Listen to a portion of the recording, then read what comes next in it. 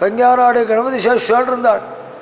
கொல்லங்கோடு ராஜாங்கத்தில் ஆஸ்தான வித்வானாக இருந்தவர்.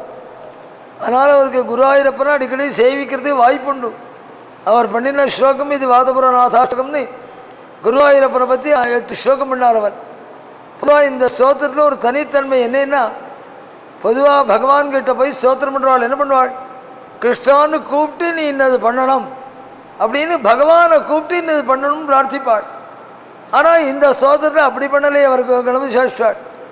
என்ன பண்ணினாள், ஹே ஜீவனேன்னு தன்னை கூப்பிட்டுண்டாள், தன்னை தானே கூப்பிட்டுண்டாள்.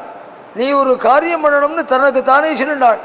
என்னன்னாள், நீ யார் சன்னதிக்கு வந்திருக்கே தெரியுமா, ஜாலனதி ஷீலம் அபிபாலயிது காமம் வாத புரநாத மிமமாதனுஹ்ருதப்ஜே.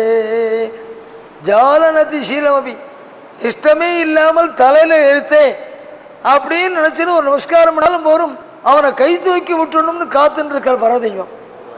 நான் 4 பேரா குருவாயூரில் செய்தனுக்கு கல்யாணம் போனான். முகூர்த்தம் முடிஞ்சவுடனே எல்லாரும் குருவாயூரப்பனை சேவிக்க போனாள். அதில் ஒருத்தன் பரம நாஸ்திகன்னு எதுலேயும் நம்பிக்கை கிடையாது. ஆனாலும் மீதி பேர் போகிற போது தான் உட்கார்ந்துருந்தால் நன்னா இருக்காதேன்னு போனான். மீதி பேர் நமஸ்காரம் பண்ணுற போது தான் சும்மா இருந்தால் நன்னா இருக்காதேன்னு தலையில் எழுத்தே நமஸ்காரம் பண்ணி வச்சான். அப்படி பண்ணினாலும் போரும், கை தூக்கி விட்டணும்னு காத்துன்னு இருக்கிற பரதெய்வம் அப்பேற்பட்ட சன்னதிக்கு வந்திருக்காயினி, நீ பண்ணின ஒரு காரியம் நல்ல காரியமாக இருக்கட்டும், ஒன்று பண்ணேன்னாள். தன் ஜீவனை பார்த்து என்னேன்னாள், அந்த குருவாயூரப்பனை அப்படியே ஹிருதயத்தில் தூக்கின்னு வந்துடும். தரும் ஹிருதப்ஜே, அந்த குருவாயூரப்பனை அப்படியே ஹிருதயத்தில் தூக்கின்னு வந்துடுறேன் அப்படி பிரார்த்தித்தாள். அந்த தன் ஹிருதய, அதாவது குருவாயூரப்பனை ஹிருதயத்தை வாங்கிக்கோ அப்படின்னு சொல்கிறது ரொம்ப அழகாக அப்படி பிரார்த்தித்தாள் கணபதி சாஷாள். வாதபுரநாதாஷ்டகம்னு குருவாயூரப்பனை பற்றி சொன்னது.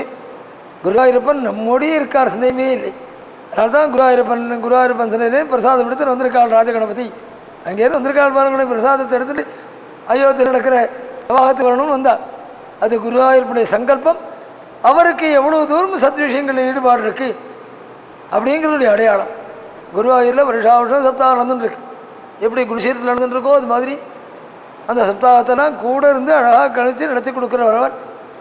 பிரசாதத்தோடு வந்திருக்கிறதே குருவாயூரப்பன் பக்கத்தில் இருக்கேன் அப்படின்னு சொல்லுடைய அடையாளம்.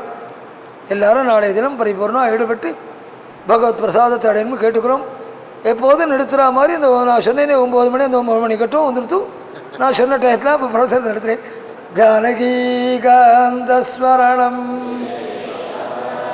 நம பார்வதீபதயே சத்குரு சுவாமினஹ.